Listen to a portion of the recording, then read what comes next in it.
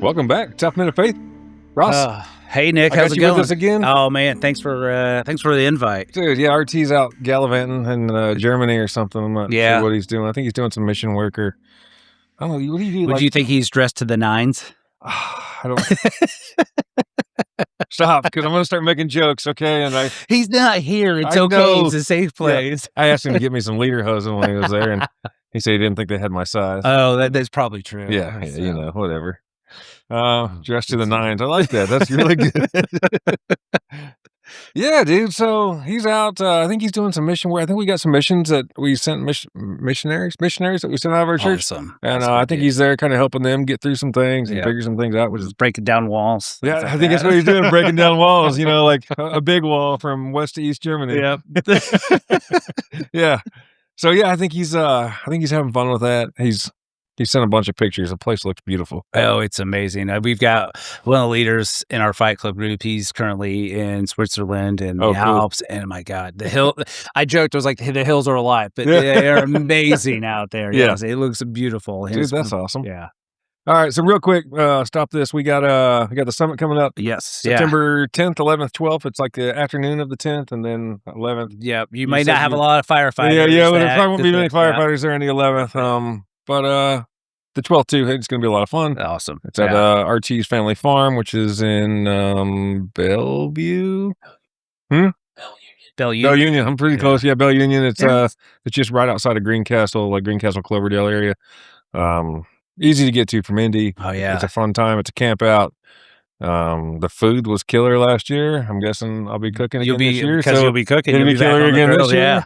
And I think we got some really good speakers lined up for Friday night and Saturday morning, and then we do a 22 shooting competition. Oh, awesome! Saturday afternoon, which is usually a pretty big hit. We had a lot of non-shooters there last year, and even the guy that never shot a gun before. You give it a shot. And see how just things give it a go. shot. Yep. And, you just show up. There's plenty of guns and bullets, and you just BYG or you have you can BYOG if you want, but you don't have to. And we got a pretty good range officer who's very safety conscious, safety minded, and it's going to be a good time. Good, awesome. Yeah, I'm looking forward to it. Nobody's gotten shot yet, and hopefully that continues to be that way.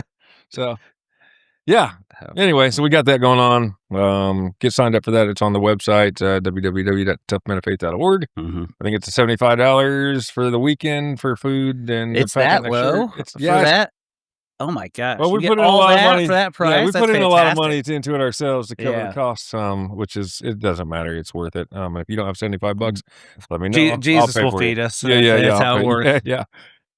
I'll cut my steak in 70 pieces and he'll feed everyone. Feed us. He'll know how to work it. Yeah. So even I think I don't know if we're doing that again, but you want a steak dinner on a Friday night? That's awesome. You can't get one for $75 with a t-shirt. Absolutely. So. Well, that's the Increase Jesus t-shirt, right? Yes, the Increase Jesus t-shirt. Yeah. So let's just go ahead and plug that now. Yeah, I just wanted that was a good segue. Yeah, it does. So Seth makes our t-shirts for us. He does a really good job.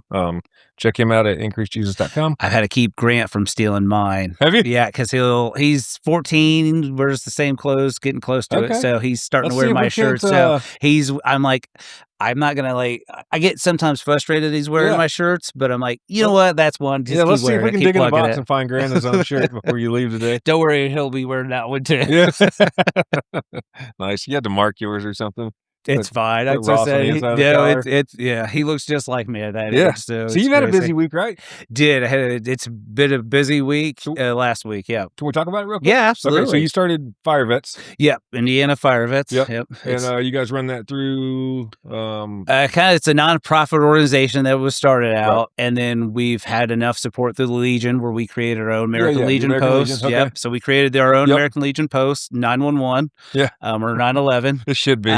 It's firemen get the 911 and 911 post. So it was God's calling for it. Yeah, we had what, FDIC conventions? Yep, Fire Department Instructors Conference all last week. So about 40,000 firemen internationally across the globe came to Indianapolis into one spot. So it was a wild time, and we were able to have our own booth by the grace of God. Last minute, supplied all the tables, the chairs, the people. everything we needed to like you were supposed to be there. Oh yeah, my gosh. And I would have to plug like our Vivas, our local supplier. They created a banner from Friday to Tuesday, super rushed. Awesome. And it looked fantastic. Yeah. They gave us a mannequin to display our t-shirts on. Nice. And we raised hopefully the mannequin was, cut. It was it wasn't molded. Looking like a fireman. So, yeah. So I could have had a head with a mustache. Right. So, but no, they were awesome. Very God cool, provided what we needed for everything, and we were able to reach, I want to say, up to like 800 firefighters. Just talking awesome. to them, and these are all just veterans from across the country on helping them. Well, we kind of talked about that. Yeah. Like, we grew up in this mentality that we're supposed to be tough, and tough men don't ask for help. Even more so in the fire service and veterans, that we think as a tough men, you got to be tough, and nothing shakes me. And we don't want to share our vulnerability. No, we don't want to be vulnerable because that's how we grew up with. Right. And we question, how do you become vulnerable and realizing I need to help myself mentally and struggle and find that, but still take care of other people. And it's something I think all men we're gonna struggle with till the end of time. It's funny, man. Even with this podcast, I found myself kind of pushing on a few guys and making myself be a little bit vulnerable with a handful of guys that I can trust. And I think that's the thing is it's the trust factor there. And nobody wants to be labeled as a sissy or not tough, or you don't even want to be labeled that you have a problem. Yeah. And it goes to even for us in the fire service, or even for veterans that are currently serving, that you don't, you get injured, you're like, oh, I got punched in the nose, go get it checked out. Because it may be an injury that you don't know. It's not about right now, it's what it could be. And that's how we work with hey, I'm on a run, this is the situation as it is, do I need anything, because it could turn it into something else. So it's I think we got to end that stigma that tough guys can't ask for help, and it's okay to. Right? Yeah. I do it all the time. Yeah. Ironically, I think we do it all the time, but we don't make it public. Right. So it's okay if you got that select group of people that you work with to go talk to. That's absolutely. Yeah. If you find your circle and find your group, and find some people that you can actually trust that aren't going to run and tell your business. And, be a little bit vulnerable. Yeah. So. Anyway, it kind of brought us to the podcast. RT's out of town. Yep. And I kind of did this episode last week. I had Matt Roller on. Okay, yeah. I don't know if you know him. I remember him. He's been on before. He has, and he's a favorite of mine. But so he worked at Wheeler Mission with a bunch of guys, and he'd just go in, I think, regular, and he just, guys, come in kind of strung out, and guys having problems and issues in life, and I think he just introduce them to the gospel and introduce them, and pray with them. And so I kind of talked to him about it, but I think we titled the episode Christian Curious. And it's like, I've just had a handful of guys come to me, lately, and, in the near past, and just, ask questions. And that's awesome. I mean, it's an odd thing for me, because now I have to answer questions, and I'm still asking questions myself. So it's interesting how God uses us in different positions. Where you're like, hey, I'm still learning myself. How can I answer?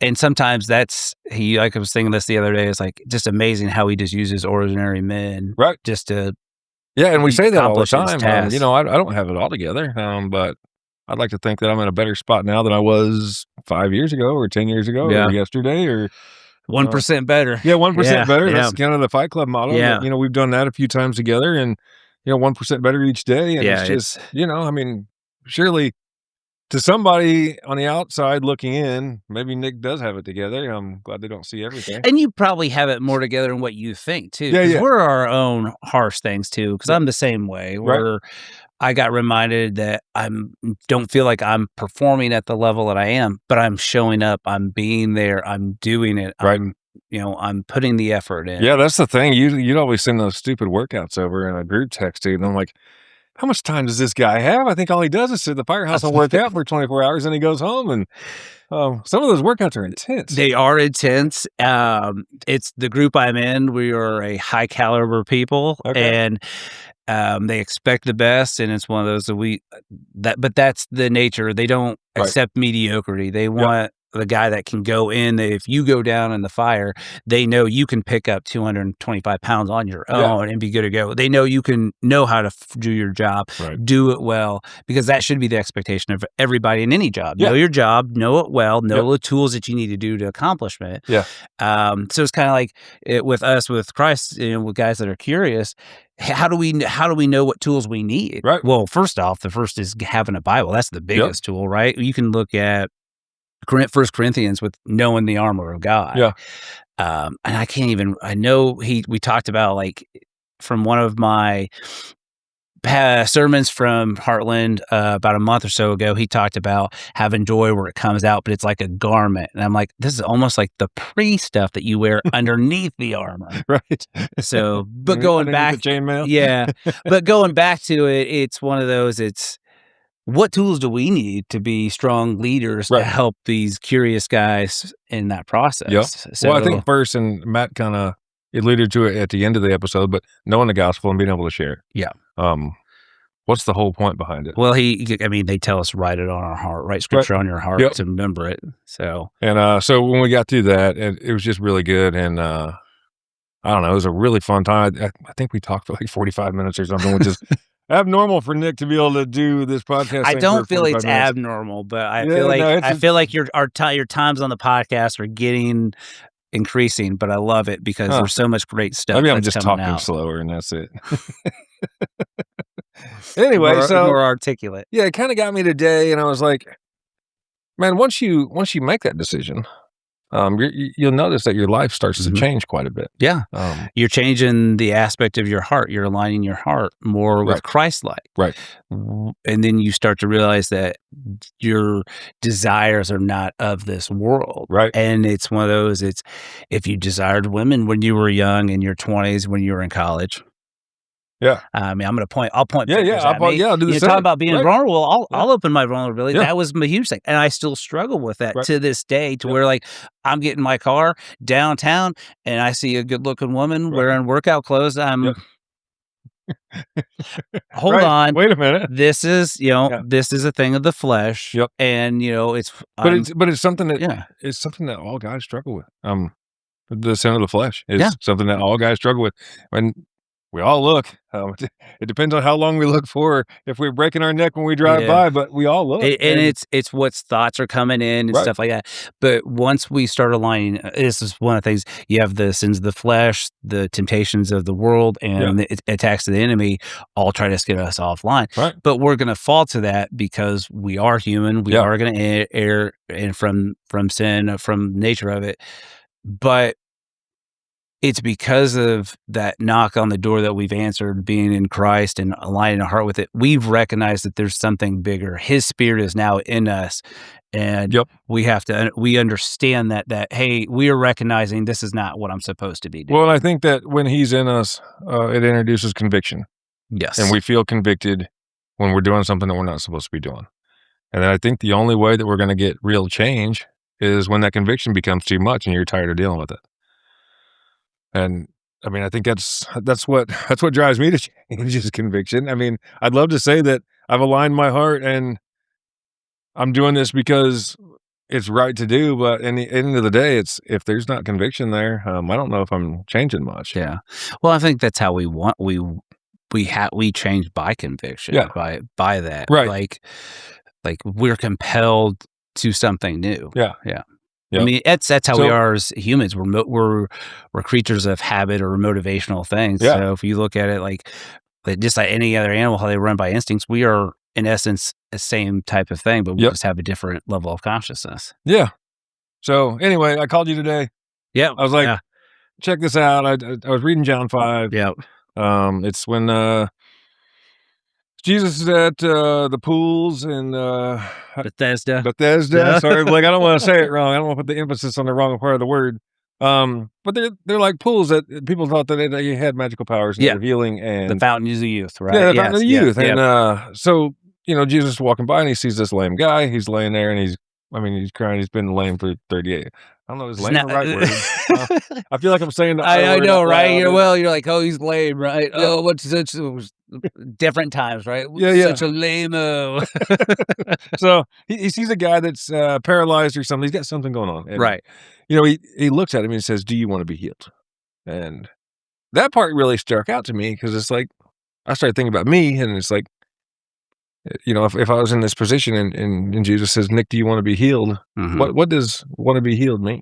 Yeah, and if you think about it, I always think of the situation. Like when we read Beautiful Owl, Christ was a person. So think of it as a whole situation. Like he's in this pool area, he's walking up, and he looks at someone and says, "Hey, do you want to be healed?" Yeah, and you're like, he didn't just go up and touch him. He knows all the powers we could do, but he knows more convictions and motivations. He says, "Hey, do you want to be healed?" Yep.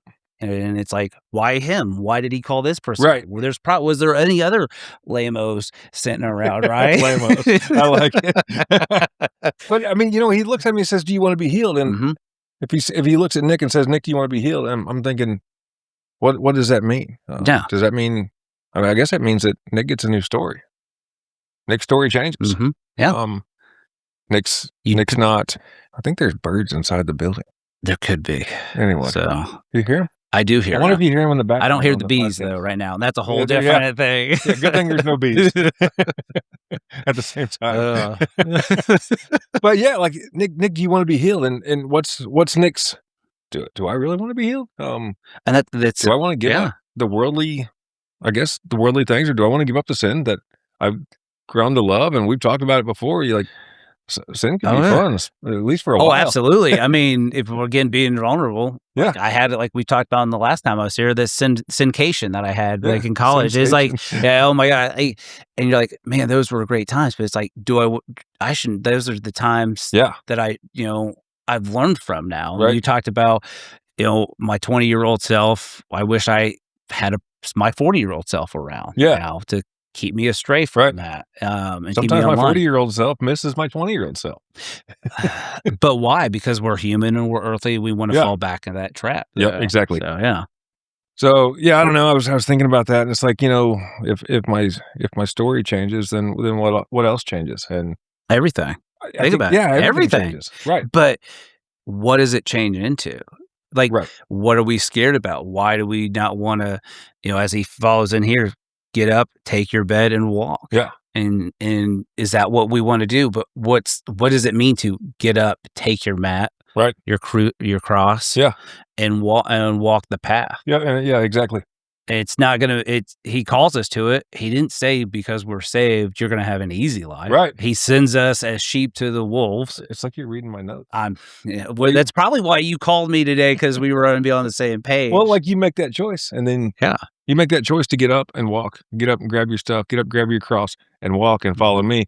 And now you're making a choice to join a fight. And you're no longer neutral. You're no longer neutral, and now there's going to be conviction when you. And that's a tough choice. It's a tough choice because you know you're going to be attacked. Yeah. Now you've been made a worthy target of the enemy, and he's like, I need him off the battlefield. Right.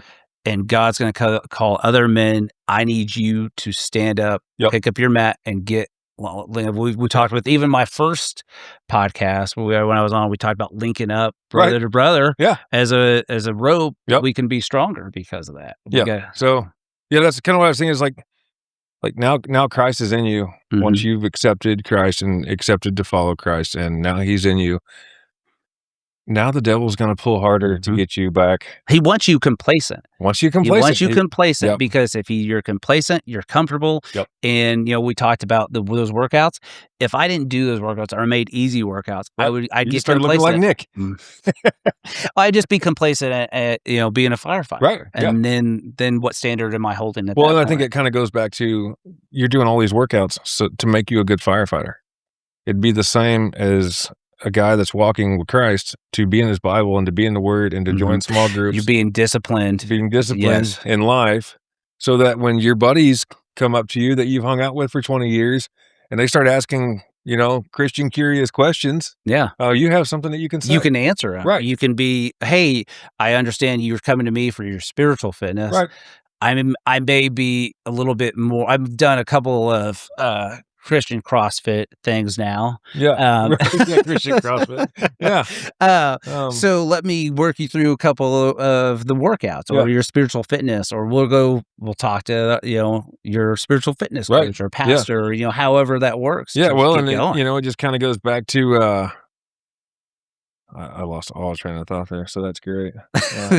Well, where's God directing you now? Yeah. Where's he calling you now? I don't even know. I flipped my pages. I can't even read. My eyes went blurry for a second. So, I don't know. Whatever. But I always thought like just that innocent. He said this guy's in this pool, right? And these pools with everybody. Yep. And the story that he tells is that there's nobody doesn't talk about anybody specific. Right. And so, like you said, this could be anybody. This could be you. Yeah.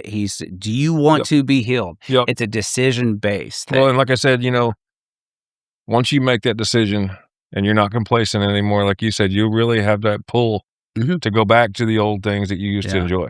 And there's going to become a time, and it might not be today or tomorrow, it might not be in 5 years, but there's going to come a time where the things you used to enjoy, one day they're just not fun anymore. I remember you saying this, I don't know if it was, I listened to it on here, but we talked about it, is that you just start doing it, you start following Christ, and your friends that were used to be with you, they're like, hey, that's not the path I want to go. And you're like, okay, cool, see you later. See you later. Yeah. And it's wild to think that.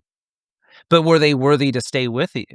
Right. Yeah. Yeah. And maybe at that time, you're just planting a seed of, hey, this is the path I'm going. Follow me. Well, and as you said, it might be the seed now that you're planting, and you might not reap anything for years, and you may never reap anything. You may never. It's not always. I always thought it this way too.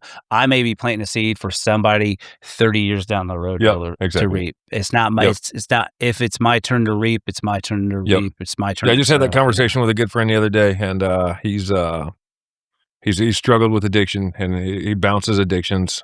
It's hard. Yeah, it's terrible. And he's always find something to ease his mind, I guess, or to check out. And, he's the latest one was alcohol addiction. And, we really got to talking about it. And I was like, hey man, I said, if you don't change for yourself, and I know that you're not a Christ follower, I said, look at the example that you are for your kids in the house. Yeah. They see dad come home every day, and the first thing he does, he goes to the whiskey cabinet and he grabs his whiskey out, and he goes out to the garage or he goes out to the backyard and he just checks out. It's like, and you're not present in their lives for that only few hours a day that they see you. Yeah. And they'll know, they'll remember. Well, they'll remember dad wasn't here. Right. Dad, this is what dad did. And you're setting the example. And it's crazy because you'll have let's say you have two sons. Yeah. One will follow that path and the other won't. Yeah. And it's wild to see how two different siblings will have the same father and take and that's the same thing. His dad did the same thing, and his grandpa did the same thing. And so we were talking about, remember, generational things, curse or generational trauma or generational trauma of like, I'm a tough man. I don't have to. Yeah. I'm okay. No one takes care of me. And like, it's okay. But what does that mean? Yeah. Yeah. Yeah. So I talked to him Sunday.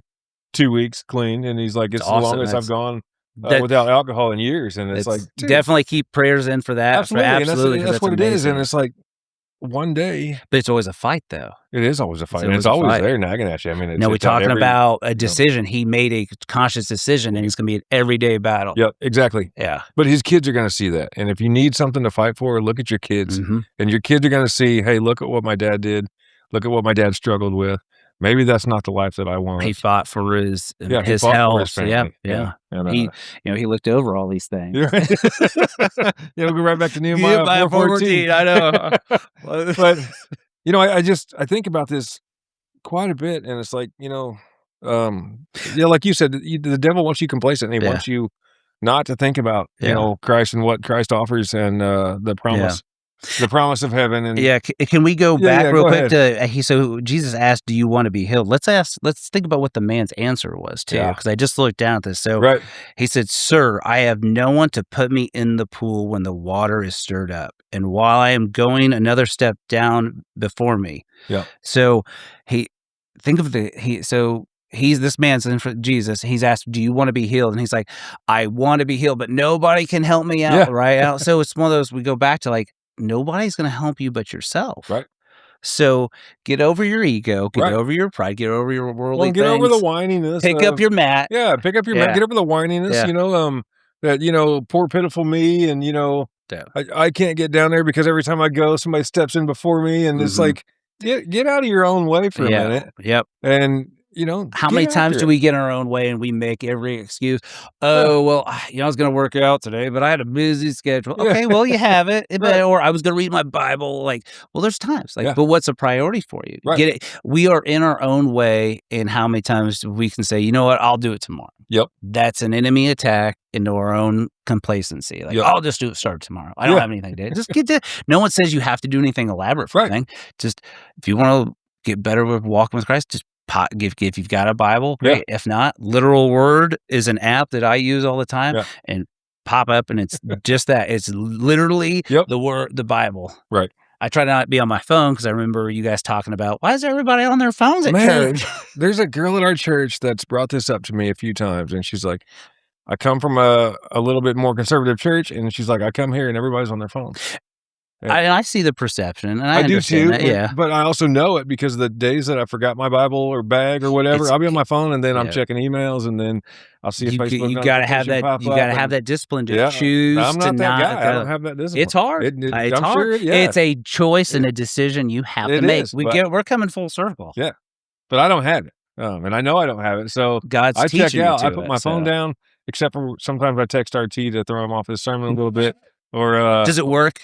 Occasionally it works because he checks it on his watch. So he doesn't. Okay. What's that? Yeah, it's gonna be something really short so you can see it on his watch. So he doesn't always disconnect either. And then I generally sit front row or second row. That's hard for this generation is to disconnect. It really is. So I always point to him on his watch, and he'll look at it, just completely throw him, and he's like, "I got to quit doing this." But sometimes it's fun to derail him. You know how it goes. I get it. Yeah, we like. You get 400 or 500 people looking at a guy on a Sunday morning, and you can derail him. Like that's you got a lot of power. That's right something there. well that's done. Funny. Yeah. Maybe I should use that power elsewhere. Use it for good. Yeah, maybe I should send him some encouraging things. Hey, you're doing great. You're doing great. Hallelujah. Amen. I usually text him after the sermon. Thanks for stepping on my toes or something.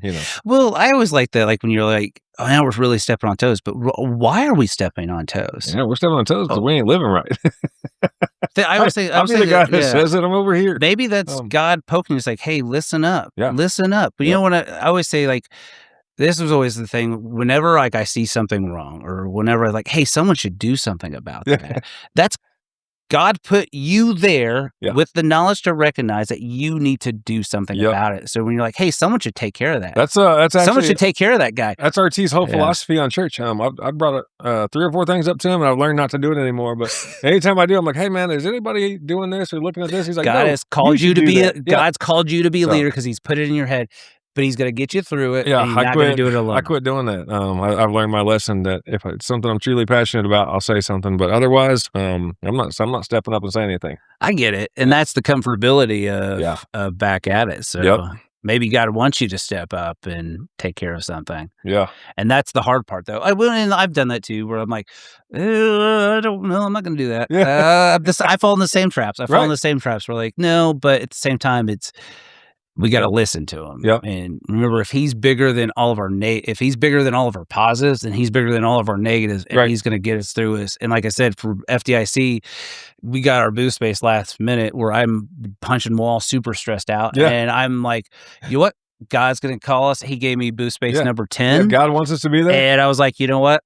It worked out fantastic. Well, it's like you said too, like with the booth space thing, He put you right in the middle of both buildings. Yeah. People had to walk by you to get to the next building. We had to be in the connector to connect with other people. Yeah. And like I said, and we were booth space 10, which is my firehouse. Yeah. So it's a huge number. I was like, okay. And that's how I feel like He talks to me sometimes. It's through numbers or through songs, or just, if we're into the Word. So we're talking about Christian curiosity and how us as guys that have been in it for a while help on this. Is like, when you start to get in the Word, you're going to start, be around other men, get into the Word. You're going to start listening and hearing things in a different way. Well, it's like go out and make disciples. And it's like, now we've been in it for a little bit, and now we've got people asking us questions, and now we can go out and make disciples because we know a little bit. Be fisher of men. What's that? Be fisher of men. Yeah, be a fisher of men. And now we know a little bit. Maybe it's just enough to get us in trouble, but we know a little bit, and we can answer some questions for somebody else. Yeah, and we get them to somebody who knows a lot of it. Yeah, that's exactly it. Yeah. So, I don't know. Quick recap. We did Christian Curious. It was fun. We answered some questions there. We shared the gospel. And, if you can get behind that part and start believing that part, then I think it opens up a whole lot of other doors for you.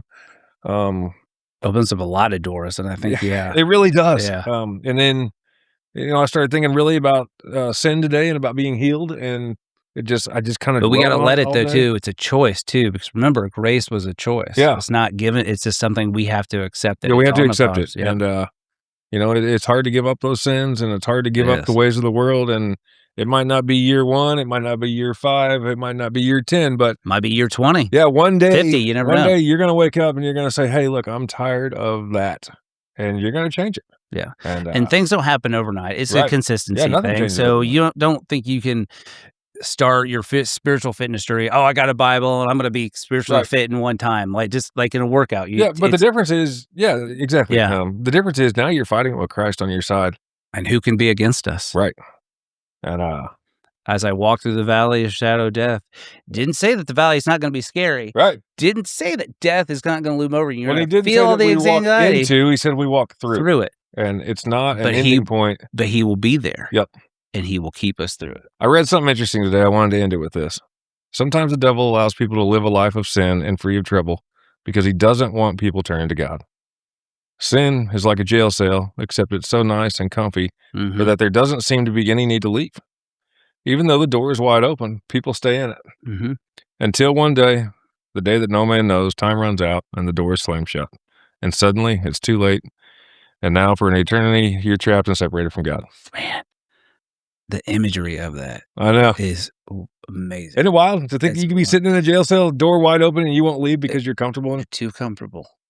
The door is open, but what's on the outside of the door? And you can see through the door. You know the wilderness and the danger. And like I look at it, I'm looking at like a dark jail cell that's filled with all my favorite things of the world. Yeah. And I'm looking out and I see the light, but I'm not going into it because I'm filled and I'm comfortable with all these things. We're complacent in our space and where we want to be. So anyway, that's why I wanted to have you on today. Oh man, it's been great. Yeah. Wow, I love it. I love it when if RT's gone to Europe at this time, dude, to talk to somebody, to hit somebody at the right time. I often feel guilty about it because I know that you live opposite side of town and you work a lot. And I've got 5 kids, long week. You're in the middle of a fight club round and you've got, 5 kids? 5 kids, yeah. Well, one snuck in a few years ago. Oh, yeah, that happens. Yeah, forgot about that one. But it's one of those, it's like in God's calling. Yeah. Again, it's not easy. Yeah. And if he puts us to it, he's going to see us through it. And it's just honestly, I felt real guilty about calling you because I knew you just went through FDIC stuff and you're still I looked through my schedule today and this was out of all the days this week. Well, I texted you 8 o'clock this morning? Yep. And you're like, yeah, I can be there. I was like, what? But I looked at the schedule and I said this was the one day out of the whole week that my wife and I that she could actually take care of everything on her own. Man, I would be done in the right amount of time. Thank you, God. It just worked out to have Ross on again. It's supposed to. I get it. Yeah, when it's supposed to work out, it does. Yep. So, thanks again. Oh, absolutely. Be sure to check out. 3rd time's the charm, right? Yeah, right. Well, we say that too. Like, I don't have RT here to hinder us. Matt Barnes. Matt Barnes. We've had him on twice. I've missed both episodes. Oh my God. First time I creamed through the attic and landed on the back of my head, and then the second time I think I got stuck at work. Like we had a closing or something that day, and But it's just meant to be. I know it's just meant to be. So I show up, and like I think Blake sees the headlights or something. He's like, "It's okay to come in now. We just finished." So at least I got to come inside and meet the guy. But I was like, "Hey man, welcome to the studio. Welcome here," and all this stuff. And he's like, "Yeah, it's a great place. I can't wait to do this again." Yeah. It's like, well, maybe 3rd time's a charm. So well, that's one of those when people, talk about the summit on 9/11, the people who were cursing that I missed my train to the World Trade Center. Yeah. You missed your train so you could stay alive for something. So there's a bigger, you missed the other train. There's a bigger person. Let's not worry about the negatives that are happening in our lives because maybe they're happening for positives down the line. Yeah. No, that's solid. Yeah. So anyway, thanks again. Yeah, you're welcome. Like I said, check us out. Check out increasejesus.com.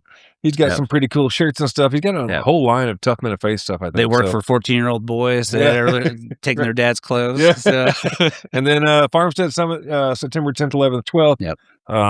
All the details are on toughmenoffaith.org and the sign-ups there. Like I said before, if you don't have the $75, you can't afford it and can't find a sponsor, let me know. I'll pay for it. Yeah. Definitely.